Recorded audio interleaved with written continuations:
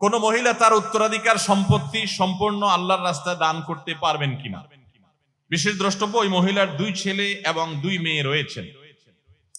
দেখুন, কোন মহিলা হোক কিংবা পুরুষ যেই হোক না কেন, তার যদি সমস্ত সম্পদ, সমুদয় সম্পত্তি তিনি আল্লাহর রাস্তায় দান করে দিতে চান, একটা মসজিদ, একটা মাদ্রাসা, ধর্মীয় কোনো কাজ, ইসলামের উন্নয়নের কোনো কাজ, আল্লাহর দ্বীন বুলন্দ করার জন্য কোনো গুরুত্বপূর্ণ ভালো কাজে তিনি তার সমস্ত সম্পদ যদি দান করে দিতে চান, এটা জায়েজ আছে, যদি তার এই দানের কারণে মিরাজ যারা পাবে, অর্থাৎ ওয়ারিস যারা হবে, তারা কোনো প্রকার তাদেরকে ক্ষতিগ্রস্ত করার উদ্দেশ্য যদি না হয়।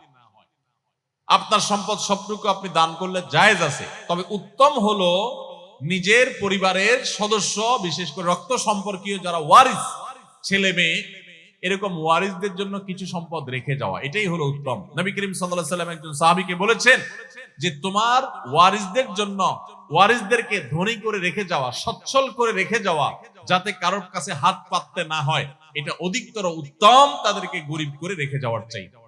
এখন কেউ যদি তার সমুদয় সম্পদ দান করে দিলে সন্তানরা গরিব হয়ে যাবে, অভাবী হয়ে যাবে, অসহায় হয়ে যাবে এবং ওদের কাছে ছোট হয়ে যাবে, তাহলে সেক্ষেত্রে সেটা কিন্তু অনুচিত কাজ হবে, অনুত্তম। কিন্তু করলে সেটা জায়েজ হবে এবং এটা হারাম হবে না।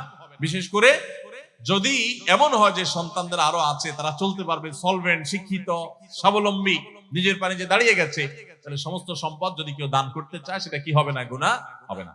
কিন্তু যদি ওসিয়ত করতে চায় সেটা ভিন্ন বিধান আসবে।